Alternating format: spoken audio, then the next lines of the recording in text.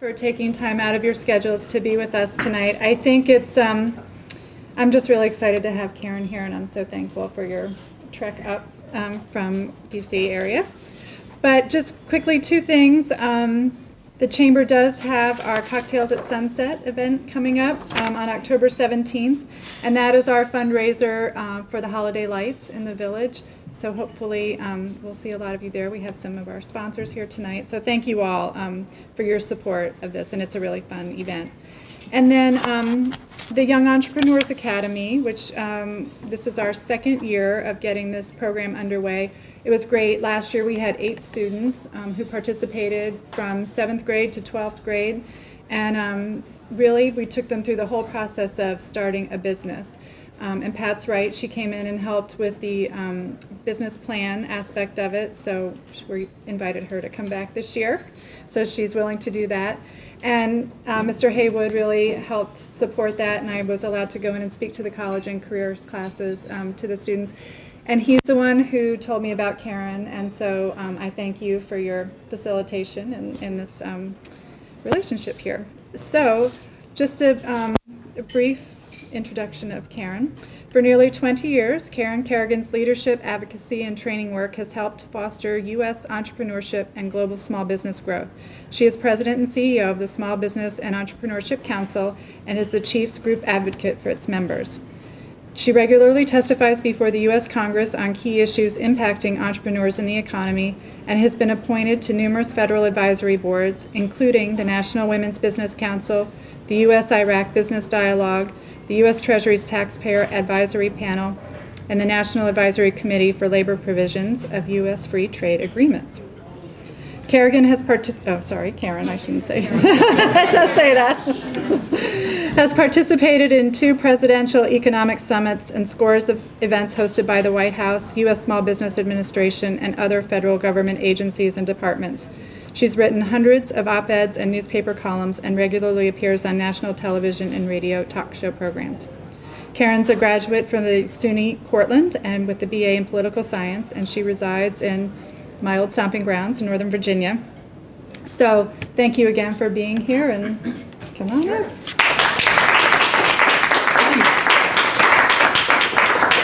Well, it's great to be with all of you this evening in Rhinebeck. Good to get outside the Beltway, get outside Washington, and be with people who actually get things done.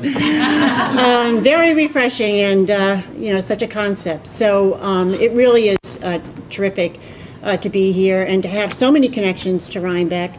I'm so happy to be able to tag team with Zach this evening, and he and I worked on a very important initiative on Capitol Hill and in Washington, a piece of legislation that actually was signed by President Obama and had wide bipartisan support a couple of years ago, and something that really is going to help entrepreneurs. So, it can be done. Things can be done in Washington on a bipartisan basis, and to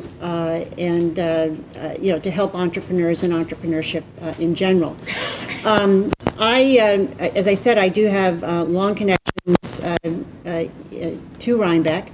Robert Haywood is a great friend of mine. We actually went to college together at SUNY Cortland. He was my boss at college, the dorm director of my residence hall. I was a resident assistant, and became great friends. And actually, my first visit to Rhinebeck was 1979.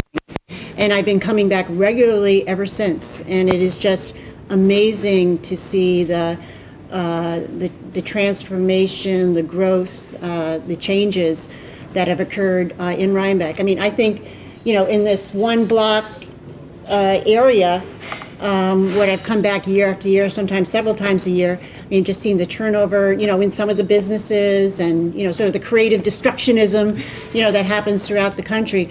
But I think it's really just great to see a town like Rhinebeck prosper. And I really do wish that other main streets and other small towns, the same thing can happen. I travel all over the country, and there's a lot of shuttered main streets, a lot of poverty and hopelessness in some of these small towns, but there's no reason that with access to capital, access to education and training with the right leadership, that there can't be more prosperous places like Rhinebeck. So also Robert's dad, actually a great small business owner and entrepreneur in his own right. He owned an Esso station that was on the the parking lot, right, of Foster's, and then he owned an excavation business, I believe, for 30 years, Haywood and Sons. So anyway, so I think that Robert and his family have been a great supporters and friends of our organization, Robert. So thank you for being here. As it was mentioned, my organization, we protect small business and promote entrepreneurship. We have over 100,000 members throughout the country. We do training and education work. We bring our members together to network and collaborate. We do a lot of advocacy up on Capitol Hill and within the states, and do everything that we can to push for policies that will enable and encourage entrepreneurship in this country. As many of you know, I mean, it's been if you're business owners, it's the last 5 years from the financial crisis moving forward. We had the financial crisis followed by the Great Recession, followed by pretty much a weak recovery by all historical standards. It's been a pretty difficult time to be an entrepreneur, and we just came out of the field with a survey, another new survey just last week that said that only 62% of small businesses actually had a better outlook today than they did at the time of the height of the financial crisis. So I know there's pockets of prosperity around the country. There's certain industries, that are doing very well, but on the aggregate, you do have a lot of business owners and entrepreneurs who are still struggling out there, still working very hard to make a go at it, and to be successful and grow. So given the fact that entrepreneurs and entrepreneurship is so vitally important to this country, and I have to say, maybe 2 or 3 years ago, actually entrepreneurship did hit an all-time low. That certainly has spawned interest, from our policymakers and our lawmakers to do more for business owners and entrepreneurs in this country. But you think, that they would actually be doing more to work together on a bipartisan basis, because, the issues and the problems are pretty great, in terms of the policies, in terms of policies that have to be pursued in order to make, our country more competitive and in order to enable and encourage entrepreneurship and investment. And in fact, again, the surveys that we do and a lot of the surveys of the other business organizations, business owners say the thing that's holding them back is a lot of the uncertainty that is being caused from the policies in Washington, D.C. So given that entrepreneurship is important to job creation, to innovation, to economic growth, to getting back on a robust track, I mean, you really would think that there would be more, bipartisanship and more support of entrepreneurs and pro-growth policies in our nation's capital. And, we've had some, successes one success in particular that we'll be talking about later. But even given, what's happening in Washington right now, and the partisan gridlock, that we're seeing currently, and the crazy things that's happening right now in terms of the government, being shut down, I still am very hopeful in terms of things happening for business owners and entrepreneurs. And let me tell you why. Number one is because of what's happening globally. There is a lot of competition from a global perspective. In addition to being the head of the Small Business and Entrepreneurship Council, I also am the former chair of the group called the Center for International Private Enterprise.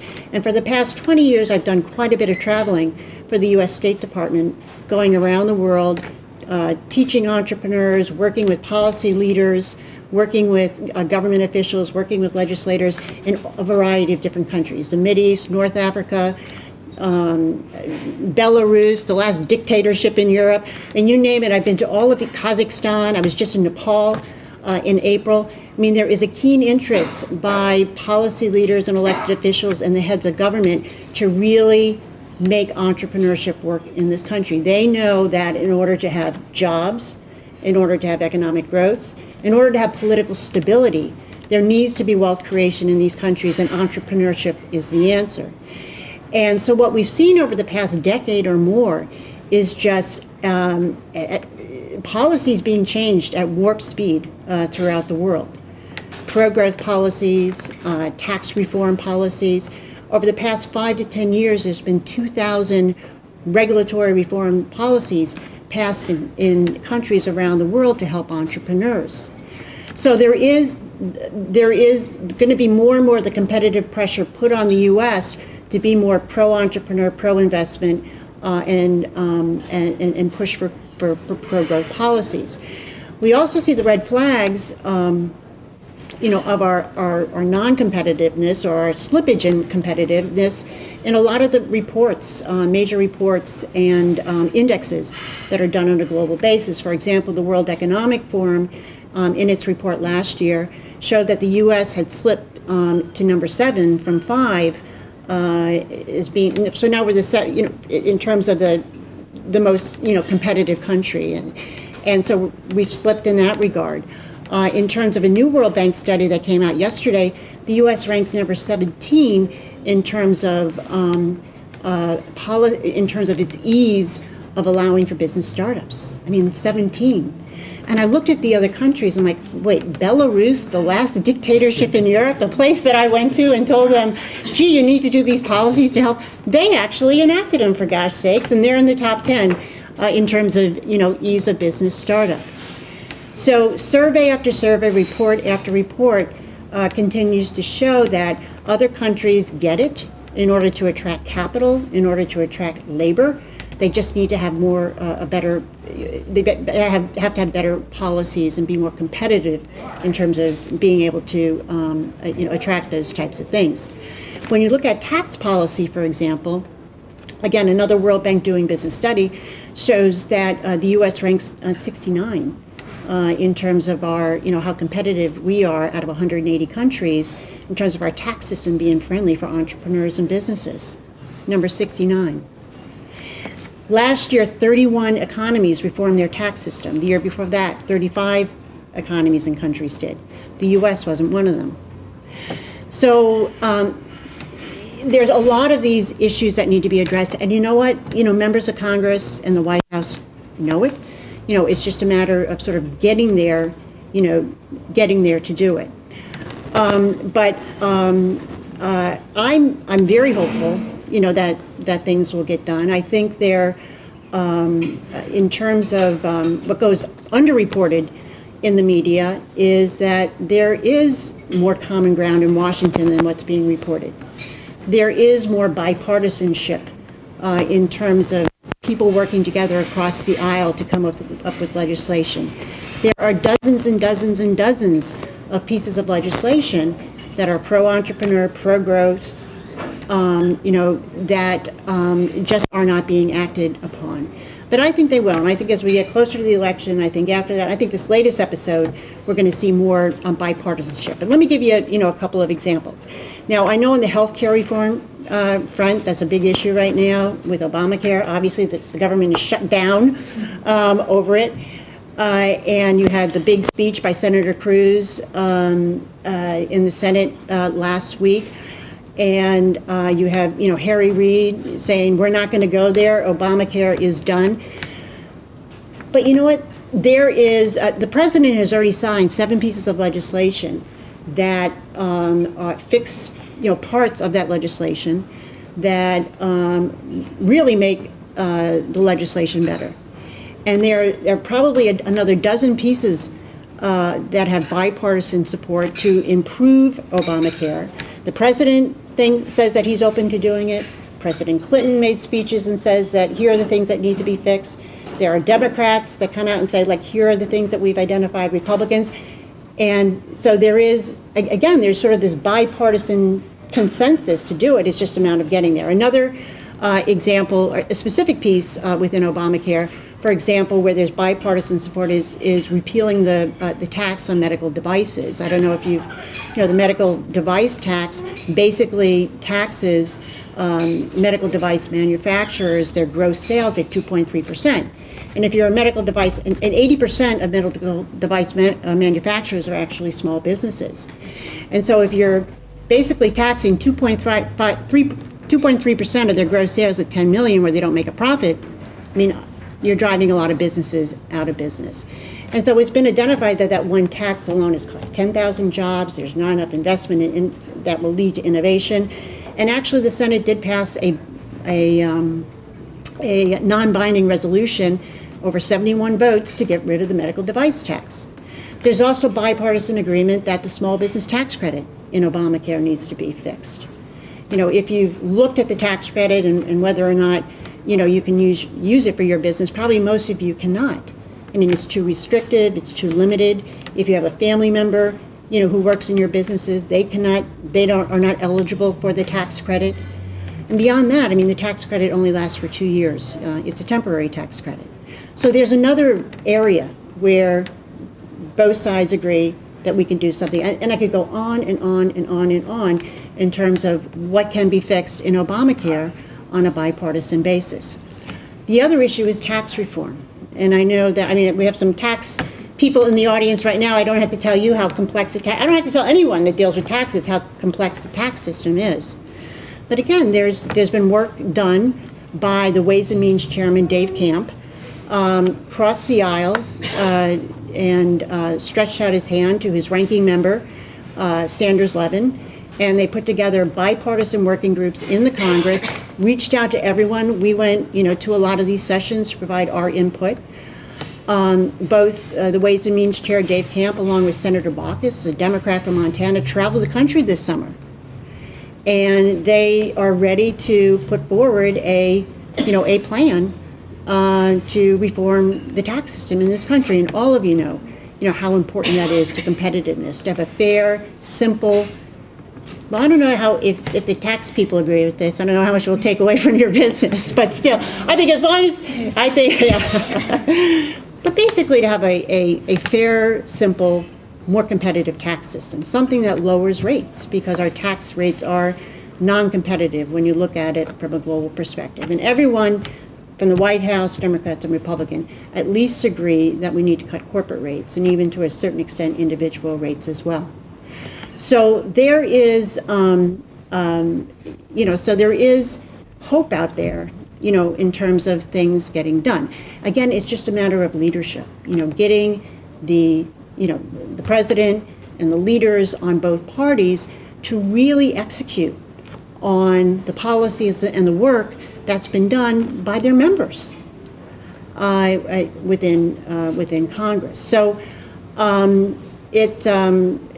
so again, I think after we get done governing by crisis over the next couple of weeks, I do think we have an opportunity, particularly at the end of this year and going into an election year, to make a big difference, in terms of these policies, because we'll continue to slip in terms of our competitiveness if we don't do things like fix the tax code and fix our regulatory system and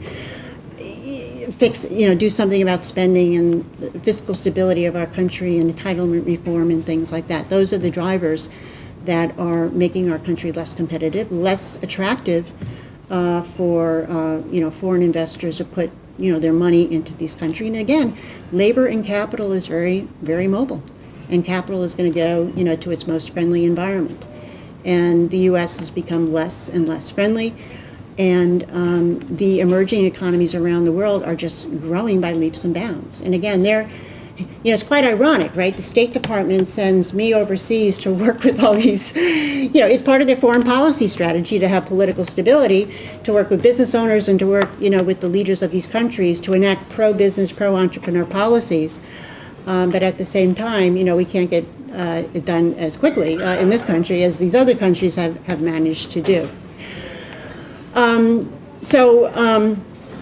But one area that I'm just very excited about, where we were able to get amazing bipartisan support, was the Jumpstart Our Business Startup Act. That's the Jobs Act, and otherwise known as the Crowd Investing Bill.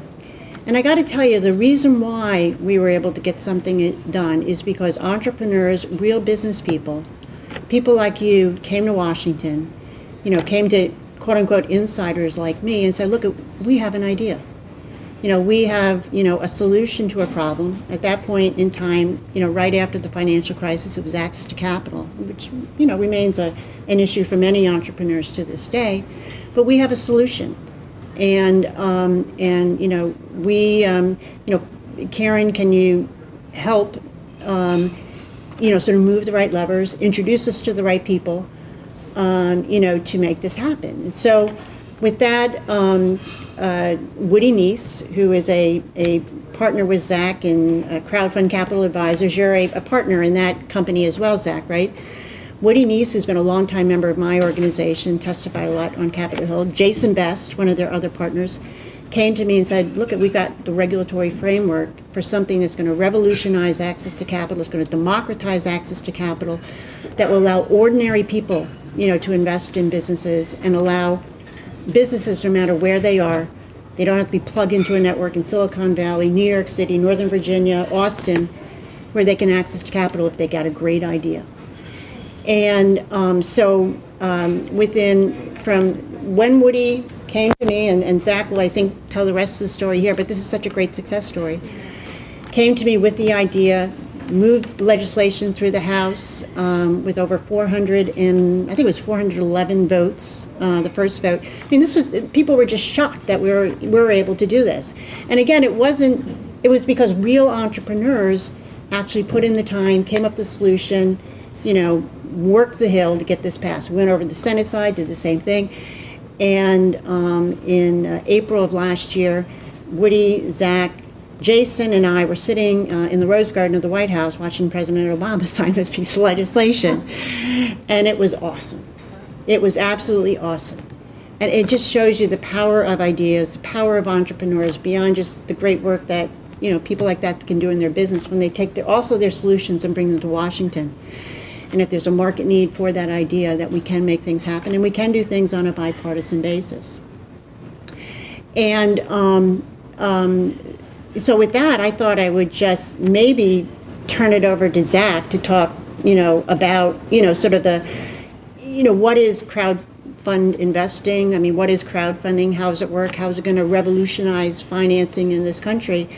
And maybe he can add a little more color to the broad, piece that I painted, and then talk a little bit about the details about crowdfunding investing and the Jobs Act. And let me just say that with the Jobs Act, it was signed in April of last year, and it's now over at the Securities and Exchange Commission, and they have yet to complete the regulations on that piece of legislation. So Title one of the titles, actually, they finalized the rule, the crowdfunding rule. They have not, but it just shows you the wheels of Washington, man, are just so slow. And but if you're persistent and we continue to be engaged, with the SEC, we want these rules to be right. We want to protect investors, but certainly we want to make sure that crowdfunding, that the Jobs Act reaches its intended purpose and actually helps entrepreneurs access capital. So with that, let me turn it over to Zach, and then when Zach's done, maybe we can open it up for Q&A. Does that sound right? Good? Okay, Zach. A hero. Okay, yeah. Karen was our hero in Washington. Washington was this big black box when we got there, and she really helped guide us through it. But I'll back up a little bit and talk about what crowdfunding is. Obviously, everyone has heard the word before. I'm sure everyone's knowledge varies a little bit.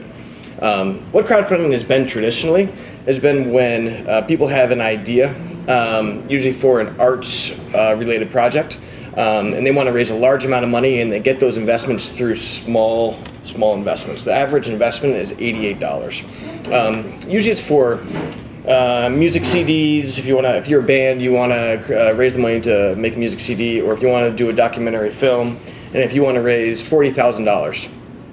you go to a website like Kickstarter or Indiegogo or Fundable, and you make a little video, talk about how much money you need, talk about how you're going to use it, talk a little bit about your backgrounds, and then you give different rewards based on how much money you give. So for instance, if you give $50, you might get a free CD. If you give $200, you might get a signed copy of the CD. $1,000, you're one of the co-producers. And this is how it works. When I first heard about crowdfunding, I thought, oh, cool, sounds pretty neat. But who's going to do this? Who's going to be giving their money away?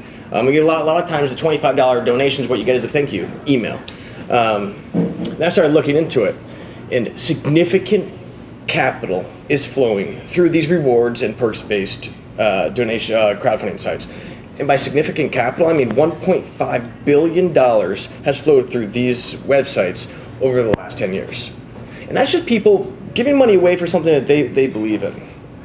And so that sort of brought us to our thinking when we had a problem. It was Jason Best, Sherwood Neese, and myself, and we wanted to raise money for a business that we wanted to start. I was living out in San Francisco at the time. We had all successful entrepreneurs, had raised over $75 million in the private markets in the past. But this is 2010, we couldn't get access to capital.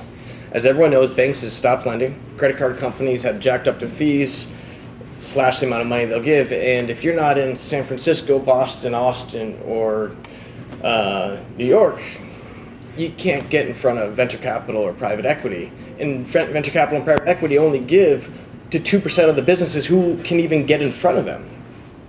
So we couldn't get the money that we wanted, and throughout this whole time we're trying to figure it out. We had a great idea, at least we thought it was great, and we were going around to other crowdfunding sites, and we're giving money away.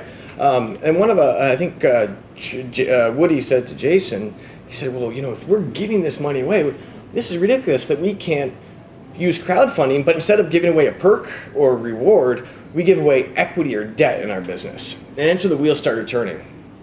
So we looked into it, and there's two reasons why it was illegal.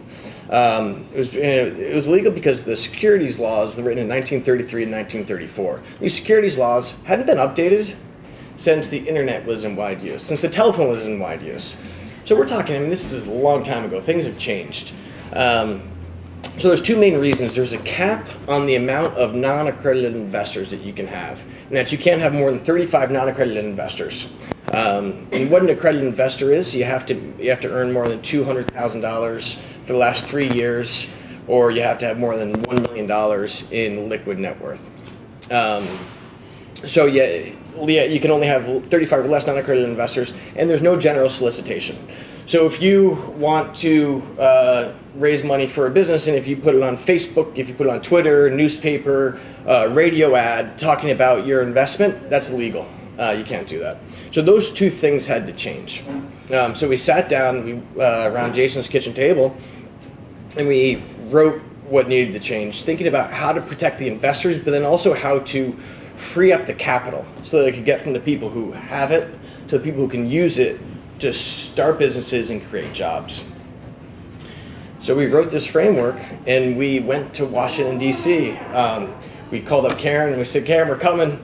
Who do we talk to? Where do we go? How do we do this? And she, really helped. Well, first she helped with the legislative, the framework for the legislation that we wrote. Said, you want to change this, change that, and then she really helped guide us. And we just started knocking on the doors of Congress, literally knocking on the doors of Congress, going through the halls and trying to see who could listen to us. We called every single congressman and senator, knocked on every one of their doors. A couple of things that we learned along the way was, in a time of crisis in Washington, D.C., when there's a big problem and everyone's talking about the problem, when you go and you have a solution that's tangible and actionable, people really listen. Another thing that we learned is that every little voice does count. None of us were lawyers, none of us have lobbying experience, but we were entrepreneurs, and we had a good, solid idea, and we believed in it, and it made sense. And people listen. People in Washington, they want to get things done. People talk a lot about how it's frozen and nothing ever happens. Negativity makes the news, but people want to get stuff done. And that's really what we learned, is that our voices can make a big difference. So there are two parts. Karen touched on this. There's Title II and Title III that are part of crowdfunding of the Jobs Act. There are 5 titles in total. Title II, lift the ban on general solicitation, and that just went live last week. So it's pretty awesome. But it's only for accredited investors. The next thing is Title III. Now, that's the big deal. When Title III gets released from the SEC, we're hoping next year. They had originally 180 days to do it, and so they passed that last January 14th. Yeah, so they're almost, yeah. But when that happens, and this is game changing for the American economy, to quote Obama when he signed the law. Fred Wilson of Union Square Ventures, one of the most prominent venture capitalists in the country, in the world, he's expecting it to be a $300 billion a year industry.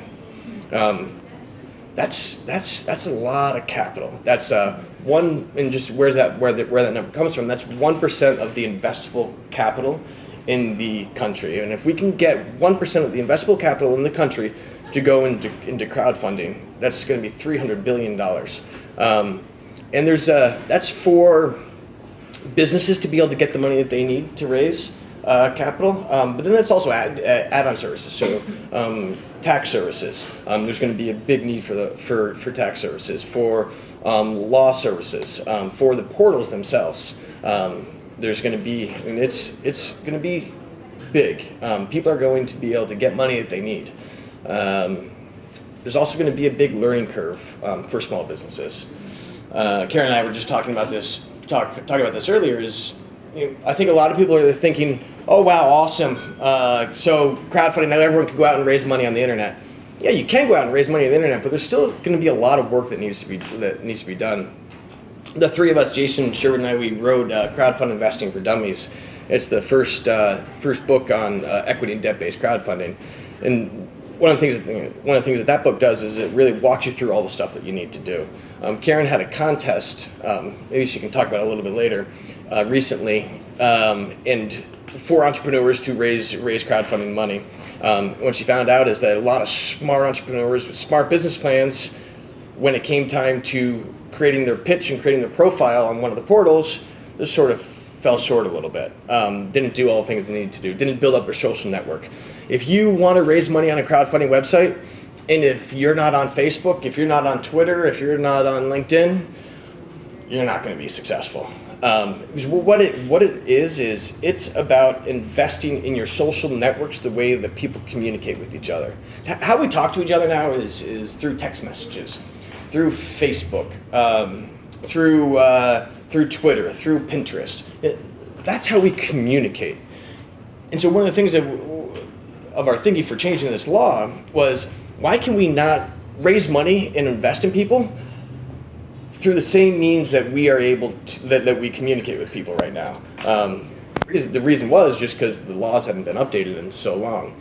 But if you're not active on these websites, if you don't have a social network online where it's visible, you're not going to be that successful. I'll just mention another point, and then we can open it up for questions, because I speak at a lot of conferences, and what I find is that people often have very specific questions for themselves, and the smaller the group, really oftentimes the more interesting the questions are, because people feel comfortable really asking about, hey, what does this mean for me? But I'll touch on a lot of times. There's a lot of questions about fraud, and I like to sort of come right at that up front and talk about it. In the past, fraud has happened one-on-one. Bernie Madoff scam. There were a lot of people who raised red flags to that. A lot of people. But what happened when someone would raise a red flag, that person would get cut off and nobody else would hear those red flags. How it's going to happen now is that it's going to be one to many. So if Colleen has a question about my background or a question about something that doesn't make sense, and she asks it, and if I ignore her, well, everyone's going to see that. And then her question is going to spark another question over here, and then another question over here. And if I'm ignoring those questions, well, no one's going to invest in me. So we really believe that because it's such an open environment, all this communication is happening open where everyone can see. It's creating transparency where it's going to help mitigate fraud.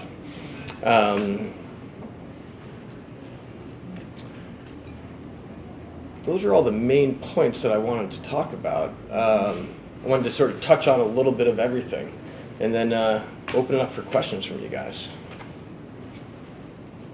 Well, can I just Yeah, say one please. thing? Let me just say one thing. In terms of the impact of crowdfunding and investment in debt-based crowdfunding, that equity and debt-based crowdfunding, that Zach is very modest in terms of the impact in the U.S. This is going to have global impact. In fact, I don't know if you've been overseas. Yeah. I know Woody and Jason have been all over the world. Meeting in countries. I know they've been in Dubai. I'm sending Woody over to Tunis, Tunisia. Everyone is interested because they, access to capital, in these countries is, again one of the critical issues. And people get it right away, particularly the young entrepreneurs in these countries who believe that this will open up access to funds for them. And in fact, it's catching on so much.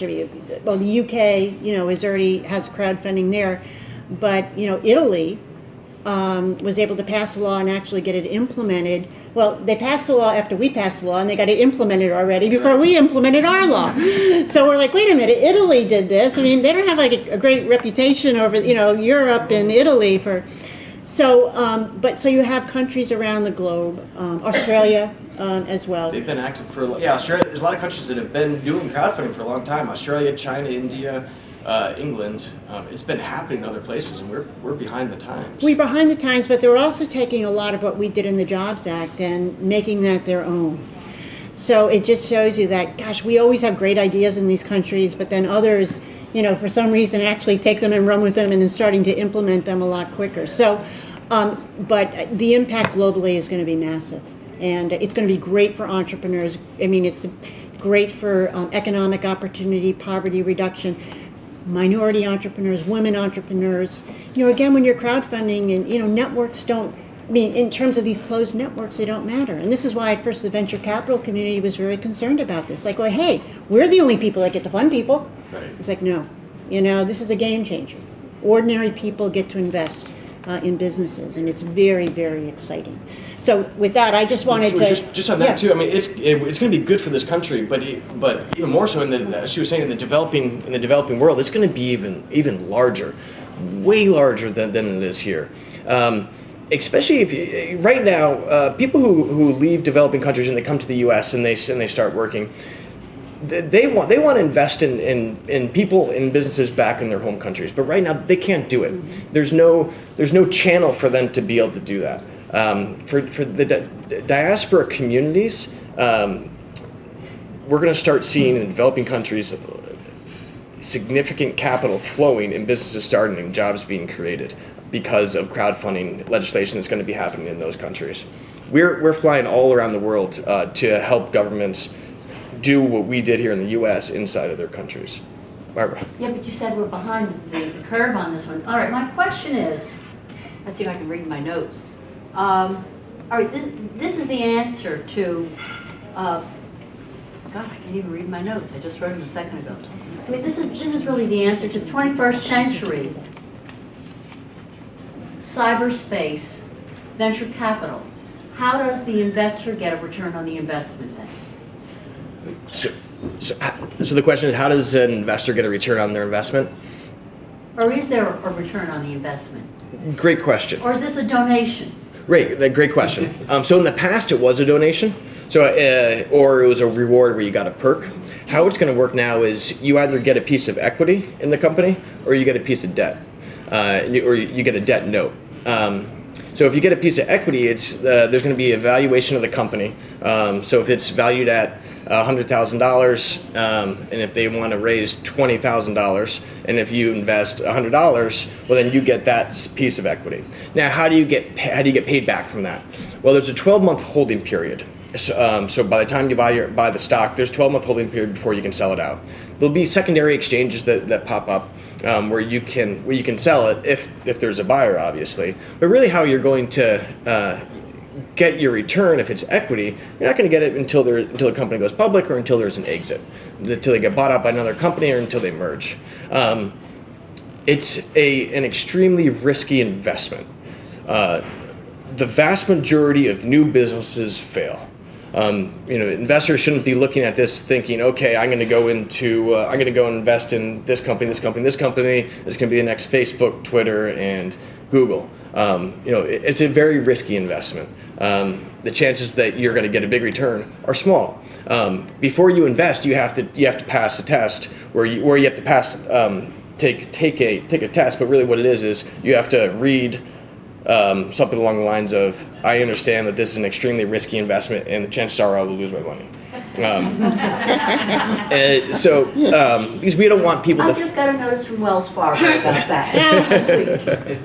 And then there's also the debt, and debt works just as you'll hold the note and the interest rate will be decided on by the crowd or by the website or by the market, and then you'll get your debt payments. Mm-hmm. So, reward and donation-based crowdfunding will continue to exist. Right. This is just the next step in terms of equity and debt-based crowdfunding. In fact, reward and donation-based crowdfunding, I believe, will play an important part in terms of educating and getting businesses ready, to actually do equity-based crowdfunding. Because, when he talked a little bit about our crowdfunding contest, and I was just. It's just remarkable the amount of education that we have to do with business owners if they want to crowdfund, if they want to do equity or debt-based crowdfunding, how much work that what they're going to have to do. It's sort of, a new way of doing things in terms of you're going to have to be comfortable in social media, you're going to have to be comfortable with video, you're going to have to be comfortable, doing a lot of, move outside your comfort zone in terms of, in areas probably that you've never really had to do things before. So, but again, I think this really is sort of the future, of financing. Again, that will have an impact beyond the U.S. It's just going to be amazing. So. Wow, just wow. Thank you. I'm blown away. I'm sitting here like, oh my God, and the implications are. It just my mind is going. It's like so big, and I know you're feeling it. It's like, oh my gosh. So just from a practical thing, will there be, I'm a business owner, will there be what I'm not good at is sort of that, let's say I get 100 investors, who manages those notes? Who manages, is there going to be can I pay somebody to do that? Yeah, there's going to be different platforms. The investments have to happen through platforms, through websites. So think of like a Facebook, but it's going to be regulated websites. Right, they have to be registered with the SEC. Registered with the SEC, yeah. Those platforms are going to help manage this. They'll create one for communication. They'll create sort of like LinkedIn groups where you can communicate with your investors, and then they'll also help manage the debt payments. So there's also going to be a lot of add-on services that the portals are going to help provide you. So accounting services, at Crowdfund Capital Advisors, one of the companies I'm a partner of, we also have Success with Crowdfunding, which is we do education for entrepreneurs and investors. And we're partnering up with a lot of portals, so we give all of their education for their investors and entrepreneurs on how to succeed at crowdfunding. And there's going to be a lot of services like this that are attached to the portals for you, so you don't have to figure it all out yourself. Mm-hmm. Oh, it's so exciting. Because it can actually change lifestyle. It's like if you're a creative person and you want to do something, this is a way that you can do something. I mean, you can create a new kind of job for you. It's brilliant. It's just brilliant. Anyway, thank you. But it is, Zach's right in terms of the people, the money that's been raised on these sites already, like Indiegogo, Kickstarter, people just giving their money away to creative projects that they believe in, to businesses that they believe in, to ideas that they believe in. And this next step is absolutely going to be amazing. Now, you had mentioned, what was the number that you said? I thought, and I think this year, that number is going to jack up to like 5.1 billion, Yeah. right? Now that's going to be moving through these, according to Mass Solution, right? Yeah, The crowdfunding sites. What's happened is that businesses have started going into pre-sales of their products. So manufacturing businesses, because manufacturing costs a lot of money. So they've started to do pre-sales of products before they've even manufactured it. Maybe they only have a prototype. And this is where we've seen the huge campaigns.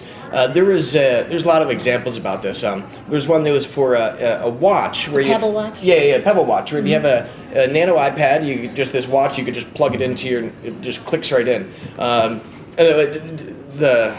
These numbers aren't exact, but they wanted to raise something like $100,000, and they ended up raising 4.6 million. And it was all through pre-sales of the product. A lot of watches. Yeah, a lot of watches. And so this year we're going to see that number jump significantly.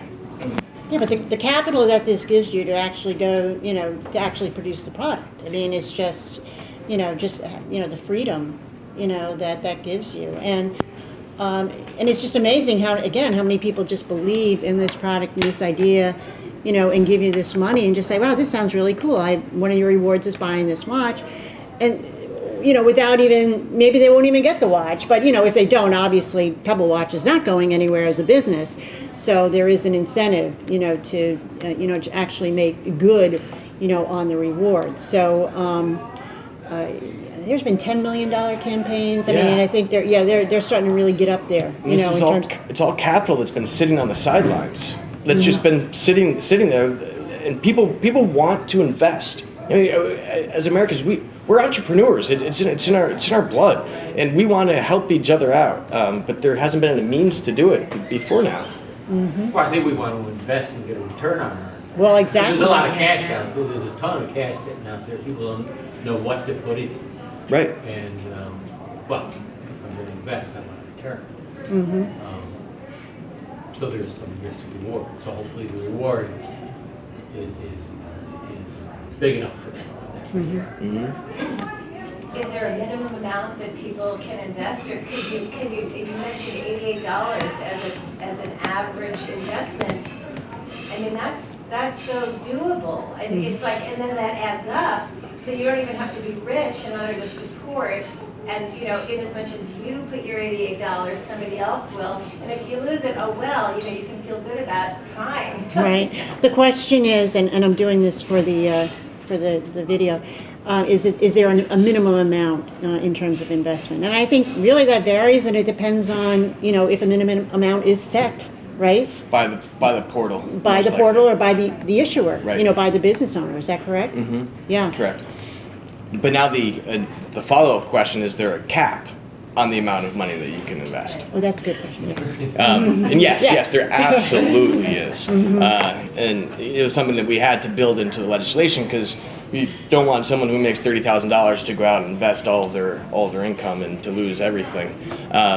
So it's if you're an accredited investor, you can invest what you want to invest. If you're a non-accredited investor, there's a couple different hurdles for depending on the amount of money that you make, but it's about $2,000 is the amount of money that you can invest, and the amount of money that you can raise is up to $1 million in any 12-month period. Mm-hmm. You want to give any more details on that, or? No. Okay.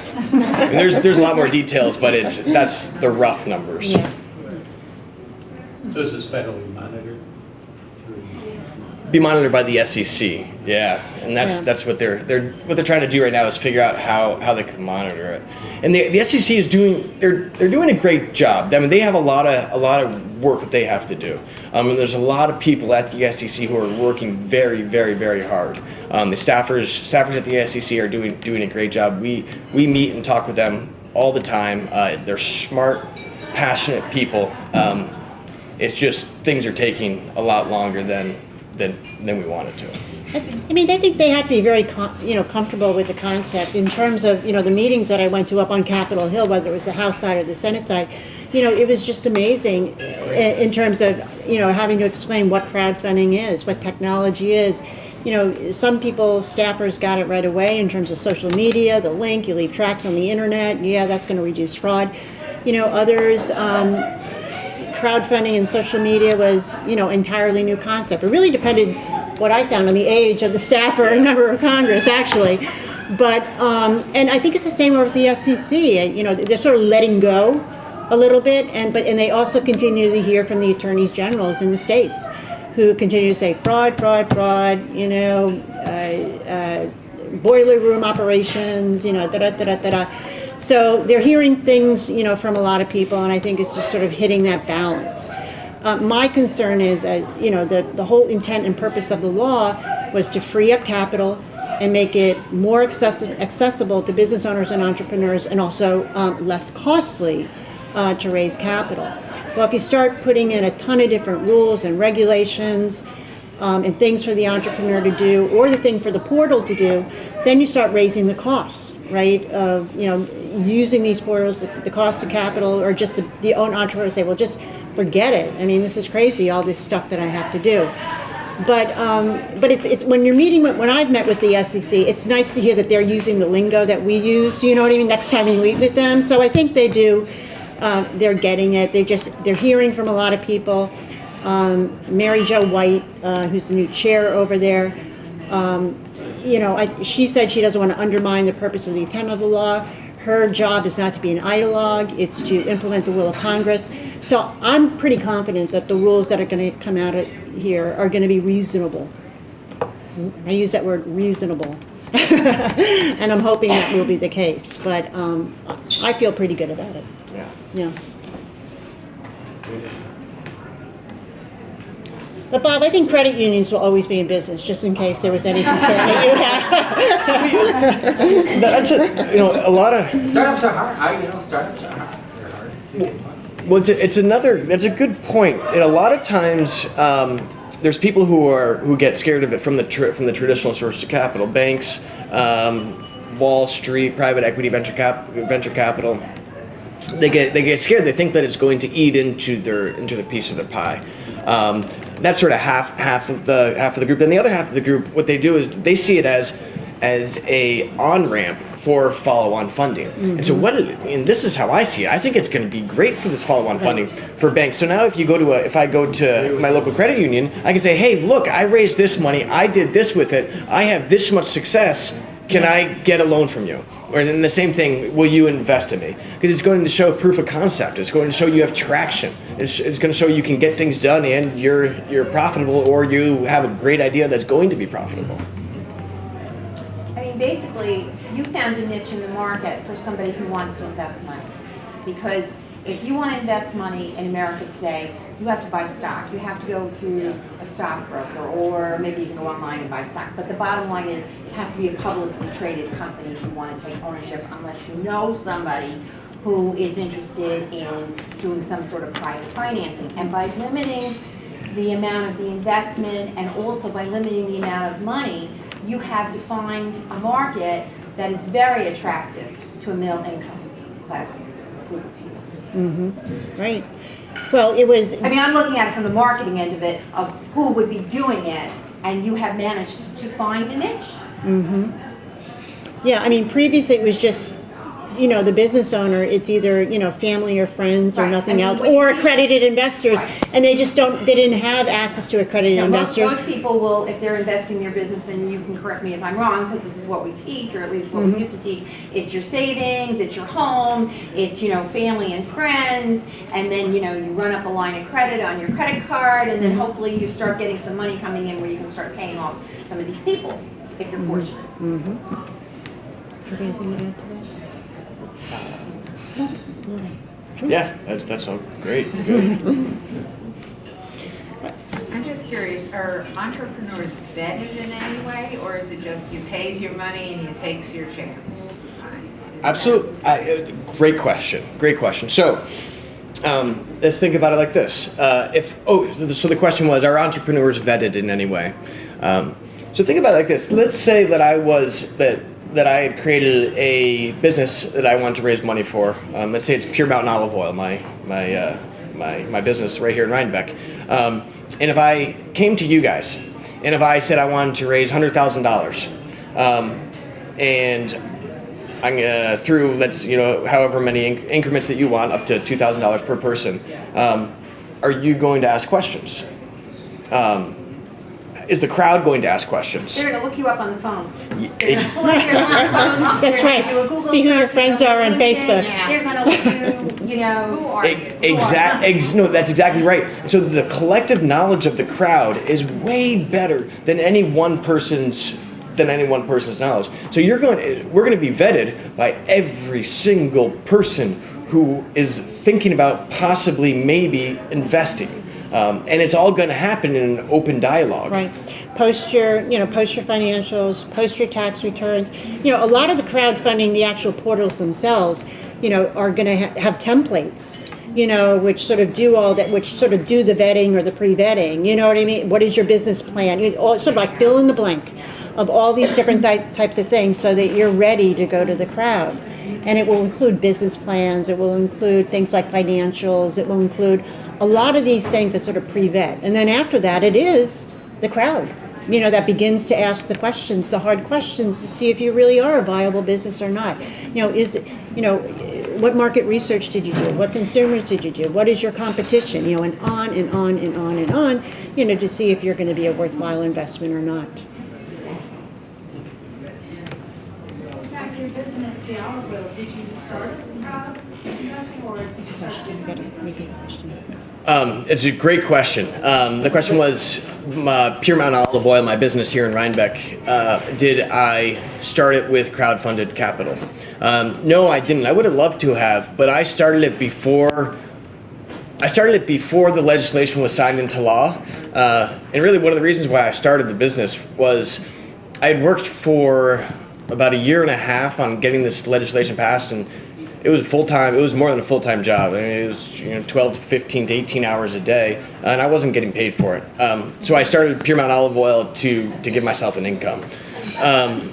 We're expanding. So we have 2 stores now, and we have a team of sales consultants all around the country doing home shows, and we're going to start franchising out. And we're if the laws get released by the SEC in time, then we're going to 100% crowdfund. Yeah. Mm-hmm. That's really exciting. And one of the things that you may want to do if you haven't been on a crowdfunding site is actually go to one, an Indiegogo or a Kickstarter, or even the ones now that are just business focused. The one that we did our crowdfunding contest on was Fundable.com, which is very startup, small business oriented. The founder of that, Eric Coral, a really good guy. And he's starting to do accredited crowdfunding investing right now, but he does non-accredited as well. But you can really see sort of how it happens, how it works. And it may even make sense, find a project that you believe in, donate $10 or $25 and actually, really begin to see how things unfold, the communication, and all, sort of the process that's involved, the culture of crowdfunding, because it is very different than traditional financing. The culture is very different, very open, very transparent. If you have, if you're a sensitive person, you may not want to crowdfund because people are going to tell you whether you have a lousy idea or a great idea. But that's great. I think that's the kind of, you want to get all that type of feedback in order to be successful as an entrepreneur. It sort of touches on something else that's really exciting, and as a lot of us here in the room are small business owners. Something for me about crowdfunding that's so exciting is all the potential knowledge and expertise that companies are going to get. If you have 300, 400 investors, you're going to have a lot of smart, talented, experienced people. And people are often going to invest. They're not going to just invest in something they have no idea about, but they're going to invest in businesses that they know about, or they either people or businesses that they have a strong connection to, and they're going to have a lot of knowledge to offer. I would love to have a board of marketing experts, legal experts, franchise experts, direct sales experts that I could go and ask questions to. And people like being helpful. You know, it's what they talk about in sales. You know, in sales trainings, the number one thing that we seek is appreciation. And people like to be appreciated. People like to be helpful, and you know, people are going to help each other out. You know, plus it's their dollar they invested; they want a return. Mm-hmm. You know, I have a great success story. As Zach mentioned, we had a crowdfunding contest last month. Essentially, we looked at 150 applications to the contest. We picked out 10 finalists, and the first person that reached their goal, we gave them a $10,000 bonus. You know, they won the $10,000 grand prize. And the woman business owner who won this is a food business called the Cookie Bar in Las Vegas, and they have alcohol infused and non-alcohol infused cookies. So just a really, really cool concept. She won, basically her pitch was great, her video was great, the passion, came through in terms of her product. She was doing everything right in terms of the marketing, in terms of the traction of the product. And by participating in a crowdfunding campaign as well as our contest, the Las Vegas Review, the biggest paper in Las Vegas, picked up on her story. She was up to about 30% of her goal, and then when her story appeared in the newspaper, another successful woman entrepreneur said, "How much more do you need in order to hit your goal?"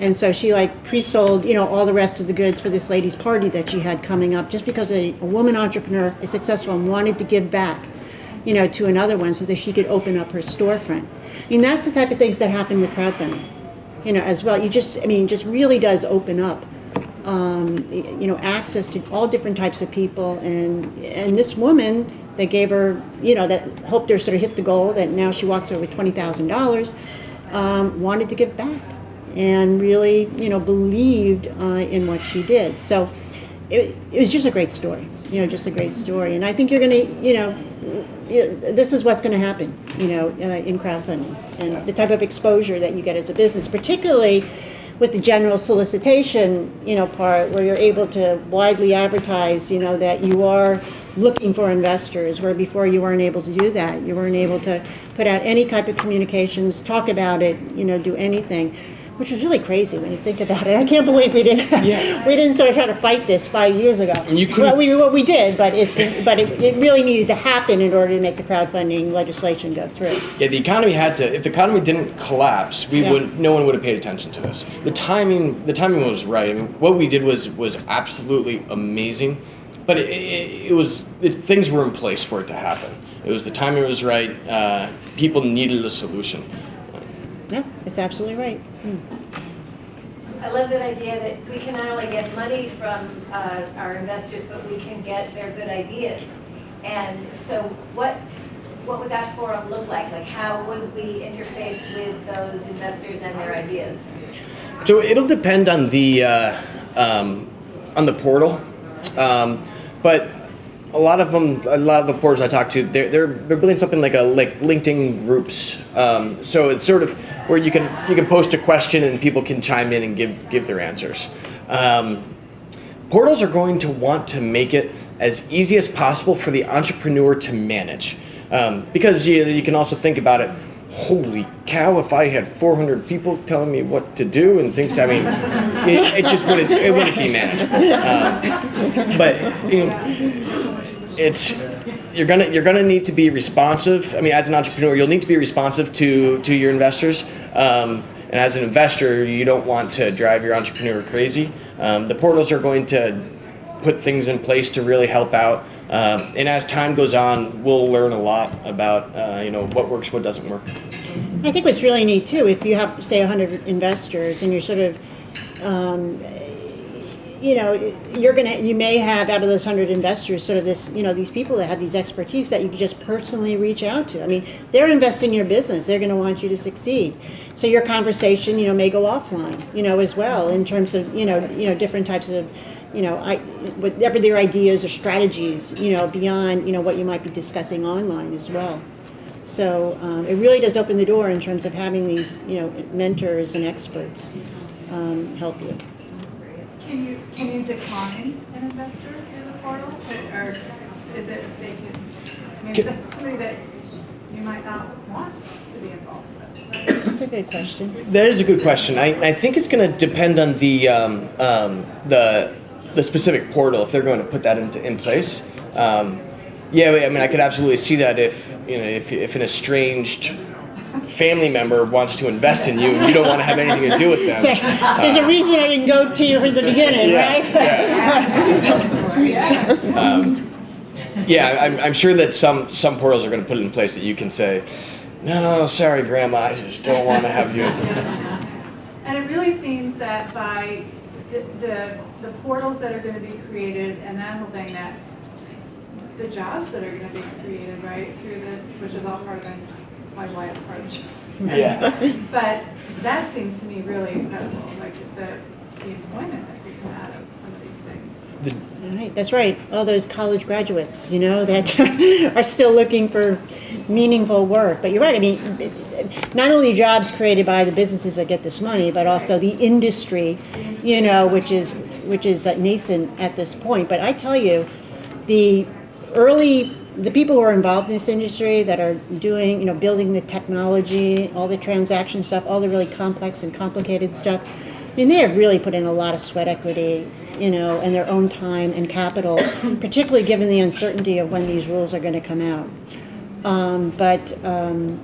Hopefully they're able to stay in there, and wait out the SEC. But you're absolutely right. I mean, just everything, the experts, the technology, the software, that's going to continually have to evolve in order to keep it secure, in order to keep it fraud-free, and in order to keep up with the growth, quite frankly. Yeah.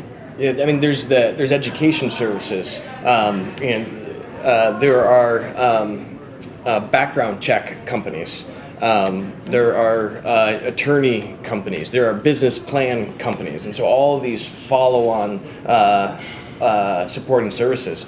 I mean, it's going to be interesting in 10 years from now to see the amount of jobs that this bill created. It's going to be exciting. It will be. Any other questions? Just one question. Is there going to be an age limit? Like, could a 12-year-old boy who has an idea, could he join this? You have to be an accredited investor. You have to be an accredited investor, right? To invest? No. So the question was, if you're, is there an age limit? Yeah. The question was, is there an age limit to be an entrepreneur or to be an investor? Yeah, I think that's one of the things that we're waiting for the SEC to come out with. I would assume, this is pure assumption, that if you're an entrepreneur, you would need somebody of age to vest for you, to back you. And as an investor, I'm not quite sure. I think that's one of the rules that the SEC is probably going to come out with. Mm-hmm. That's funny, because just today on AOL, they had like the 10 youngest entrepreneurs, and they had like 5 or 6 of them were young girls between the age of like 12 and 15, created their own fashion business. They have 30 million hits on Facebook. It's awesome. Incredible. Yeah, and so, I mean, young people, they're talented, smart, passionate, and I mean, not every young person, but, people want to do things. Yeah. They want to do big things, and this is just something that's going to help people to achieve what they want to do. And I see when the economy is bad and there's not jobs out there, that's when the entrepreneurs come out. You get laid off from IBM. What do? You start a business. Well, in past recessions, how we've gotten out of the recessions is from small businesses. The small businesses create the vast majority of net new jobs in our country. But what was different about this time in this recession, it wasn't so. And the reason is that we didn't have the access to capital that we had in past recessions. But yeah, you're exactly right. Is that when you get out of college, I can't find a job. What do I do? Right, start a business. Right. Mm-hmm. Actually, the fastest growing part of my business is, I'm in insurance. Nobody's buying houses and cars. And so many people are starting their own businesses. Mm-hmm. And I'm doing so much consulting on just what you need to know to look to start the business, and then when these things need to be, the insurance portion comes into play. That's fantastic news. I mean, I'm telling you, yeah. I have right up in Red Hook, the fellow next door to me opened up the boardroom, sells skateboards. The fellow that I was to use my own 6 years ago, he's a personal trainer, he started his own business, Kings of Fitness. So the people who have been unemployed or had ideas and they say, you know what, nothing's happening, I'm going to start my own business, and they're doing it. That's and great. That is growing. You're exactly right. It's exciting. The advantage of having the ability to obtain capital is huge. You're right. They're all going to the credit line, the mom and dad, Yep. Aunt Tilly, etc., put a mortgage on the house, and they're all hoping that there'll be Bill Gates when he was in his garage. Yeah, and that's always been the traditional way that people have got money. But it's really exciting to hear, that people starting businesses out of necessity, what we call, there's necessity entrepreneurship and opportunity entrepreneurship. But it's nice to hear that when necessity entrepreneurs actually see the opportunity, once they're in the business and they want to stick with it. And there were a lot of necessity entrepreneurs that came out of the recession, and a lot of them are doing quite well. Now we're seeing more opportunity entrepreneurs. That's what we want to see. That's what America is known for, as compared to the rest of the world, where there's too much necessity entrepreneurship and not enough opportunity entrepreneurship. So, can I ask you, what are the ages of the people? Are they across the board in terms of the ages of the personal trainer, they're 26 and 30. Good. The board people are probably in late 40s, early 50s. So it is across the board, absolutely. Well, one of the big demographics in business ownership is, people over 55. I mean, that is exploding, and they're now starting businesses faster than any other age group. And Now that we figured out how the internet works. That's right. That's right. And you've got a great social network, so you're ready for crowdfunding. For all, they're all different types of reasons. People want the financial security. They're living longer. They're healthier. They want to pursue, their dream. They have a little bit more flexibility in terms of it.